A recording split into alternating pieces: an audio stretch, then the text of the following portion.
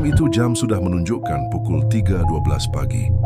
Kabus dari pergunungan Kundasang turun dengan tebal, menyelimuti permukaan sungai yang biasanya tenang. Syam berdiri di tebing, hanya ditemani cahaya bulan yang pucat. Dia datang ke situ kerana satu janji. Janji yang dibuat oleh arwah datuknya 10 tahun lalu.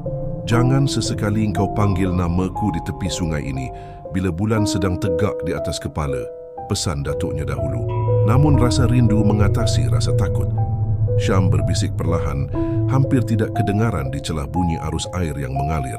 Tiba-tiba, air sungai yang tadinya mengalir tenang mula berkocak hebat.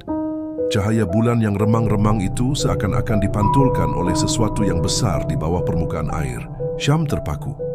Dari celah kabus di seberang sungai, dia nampak satu bayangan hitam yang sangat tinggi berdiri kaku.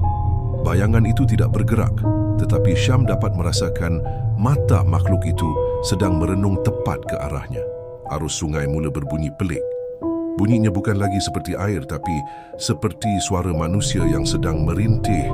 Syam mahu lari, tapi kakinya terasa berat seperti terbenam di dalam lumpur.